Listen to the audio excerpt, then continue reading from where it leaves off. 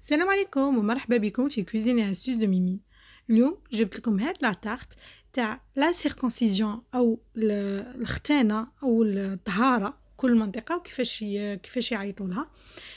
تجي بريزونطابل بزاف شابه بزاف في المنظر وفي المذاق. راني ديجا فات فيها وحطيت حطيت كيفاش ندير نغلف كيفاش ندير نليسي الجاتو او نملس الجاتو كيفاش نغلفه بالباتا سكر. المهم حتى هنا غادي تلقوا كيفاش خطوات تاع الكيك ديزاين كما قلت لكم. غادي نديروا مشروع كيك ديزاين خطوه بخطوه.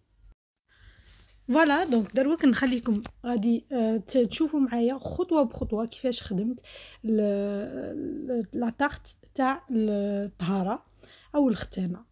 دونك اول حاجه تخدموا نمقسوا في في 21 27 في ورقه بيضاء. نمقسوا البلغه. اول حاجه نبدو بالديكوراسيون او بالتزيين اللي لازم له يجف. هنايا نزيد ربع ملعقه صغيره من التيلوز او السي ام سي، نزيدوها نضيفوها في العجينه السكر. وهنايا الرشم اللي درته فوق تاع البلغه ما احتاجي تحت اي رشم، راني فصلته غير بيدي. ندير المثلث الفوقاني باش تشوفوا كيفاش غادي نديرها اكبر من البلغه اللي خدمتها، باش من بعد نحطه فوق البلغه ويجي واسع، يجي لا فورم تاعه كيما تاع البلغه. دونك نفصل بسكين او بهذه الاداه اللي عندي، اي اداه حاده تكون عندكم. دونك نفصله ونعاود نزيد. هنايا حاولوا باش تخدموا خدمه متقنه، لان هاد لا ديكوراسيون راها هي اللي تبان في الاول. حاولوا باش تخدموها بشكل متقن. دونك نخلوها على جنب ونبدو دروك نخدموا الفوقاني او الجهه الفوقانيه. دونك كما راك تشوفوا نديروا مثلث اكبر من كما راك تشوفوا. المثلث يجي شويه كبير على التحتاني او على الجهه السفليه. نشد ورق سوبالان ونحطه في الوسط باش يشد لي هذيك لا فورم او يشد لي هذاك الفراغ اللي يجي في البليغه في الوسط كما راكم تشوفوا. ونخلوه يجف. نديروا مغرف صغيره تيلوز ونزيدوا معاها مغرف كبيره ما. كما انا حطيت غير واحد شويه، ولكن عاودت خدمت هذه الغراء الغذائي وتخلطوه مليح حتى لي يذوب التيلوز مع الماء. ولو كان احسن تخلوه واحد الساعه باش يولي يتلصق. دونك هنا للجميع جميع لا تارت يليق لكم نصف ملعقه صغيره تاع التيلوز مع 2 مغارف كبار ماء او الماء. سا ديبون الكميه تاع التيلوز. لازم يجيكم كيما الغراء. لكن شفتوه ثقيل بزاف زيدوا له شويه ما، شفتوه خفيف بزاف زيدوا له شويه تيلوز. هنا راني نلصق فيها وهذه لازمها تجف. بما اننا درنا شويه تيلوز في العجينه ما تخافوش عليها تجف في بسرعه. هنا راه عندي عجينه السكر البلو. دونك هنا عجينه السكر كل سا ديبون لا مارك اللي تخدموا بها، ولكن حاولوا باش تكون كاينه اون مارك مليحه، مارك شابه في المذاق بنينه. وهنايا ننصحكم ما تخدموش بالعجينه السكر تاع المنزل، لان عجينه السكر تاع المنزل لو كان تخلوها هكا تخدموا بها بزاف تمانيبيلوها راها تنشف وتتشقق. هنا راني اخذت هاد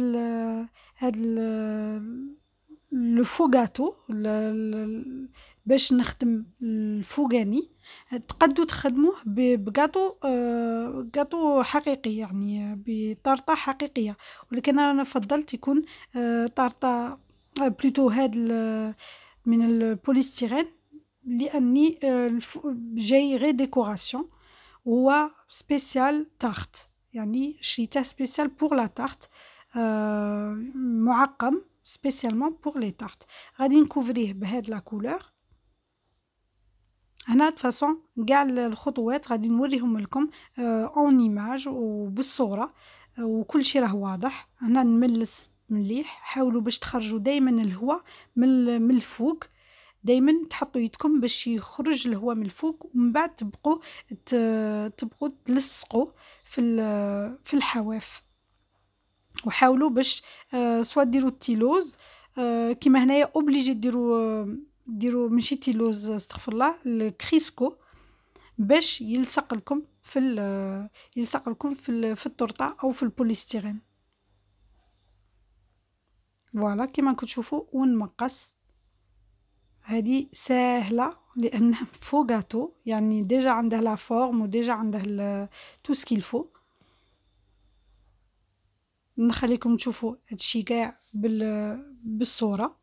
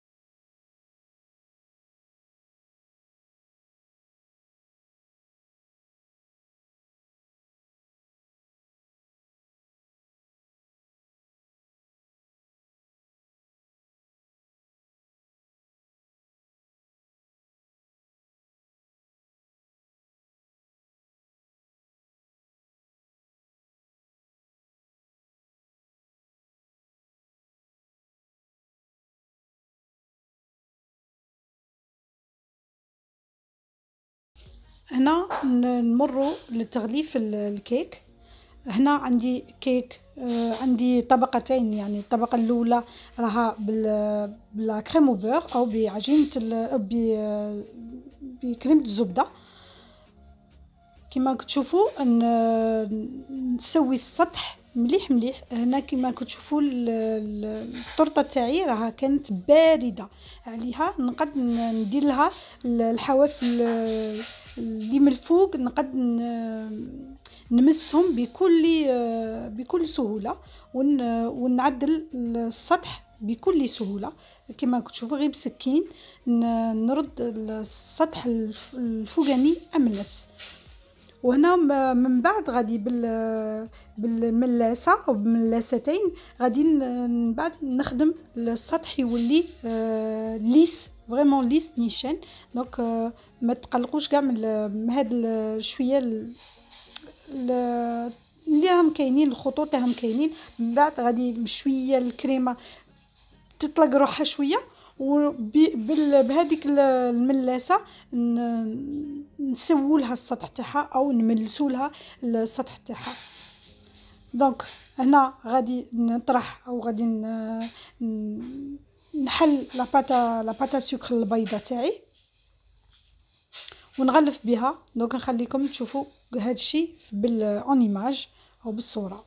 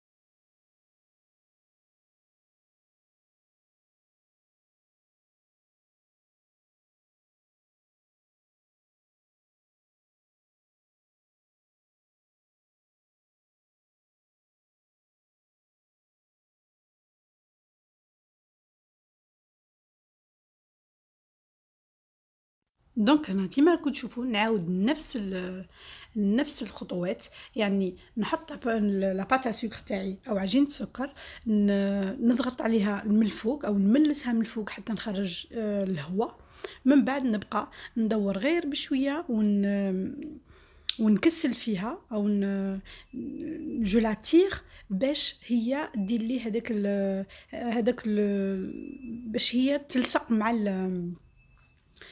مع الحواف تاع الكيكه، نملسها غير شويه من الفوق، من بعد نقلبها كيما درت للاولى. هنا راني قلحت لو ديسك غاناش او الديسك اللي خدمت به الغاناش، راني ديجا حطيت لكم فيديو دونك نخليها لكم هنا في الاي، كليكو تشوفوا كيفاش تخدموا بلي ديسك غاناش. دونك نملس كيما درت في الطريقه نفس الطريقه مع الفيديو الاول، بلوتو الكيك الاول. هاد الطريقه التمليس بالمقلوب يخلي السطح يجي املس بلا ما تبقوا غير تعاودوا. دونك هنا غادي نخدم لا بلاك اللي غادي نحط فوقها الاسماء. دونك كما راكم تشوفوا نقيس الكاطو ابوبري وين غادي يجيني، ونحل لا بات سكر على حساب الدائره او القرص الدائري هذاك الاصفر اللي غادي نحط فوقه لا تارت. دونك كيما راكم تشوفوا هنا عندي تيلوز، كيما قلت لكم تيلوز غادي نخدم به بزاف، او الغراء الغذائي نخدم به بزاف. دونك فوالا نغلفها تماما، ولكن كان عندكم وحده غليظه على هذه من الاحسن تستعملوها، لانني انا من بعد حطيتها في بلاطو غليظ باش نحط اوتور. كان عندي معها دي كيك بوبس و دي بوب سايكل عليها، حطيتها في هذا خفيف، ولكن من الاحسن اذا كان عندكم كيك درام يكون اخشن من الاحسن. دونك هنا نعدل الحواف باش يجوا شابين، ومن بعد غادي نطبع الاسم ونلونه بالذهبي. نخليكم هذا الشيء تشوفوه اون ايماج.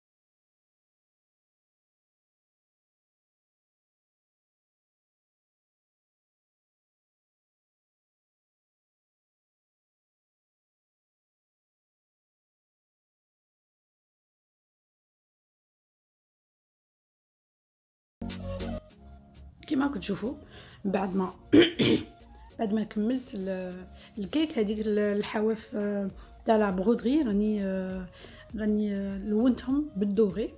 هاد لا بات سكر البلو اللي راني نحل فيها هي اللي غادي دير لي البرنوس، يعني نحطها غير سور لو كوتي. هنا اعتذر هاد لا سيكونس راحت لي من التصوير، ولكن تشوفوا واضح كيفاش حطيتها فوق لا طاحت سهل بزاف. ودرت لها غير لو تور بهذوك الحبيبات اللي درتهم بالمول تاع السيليكون.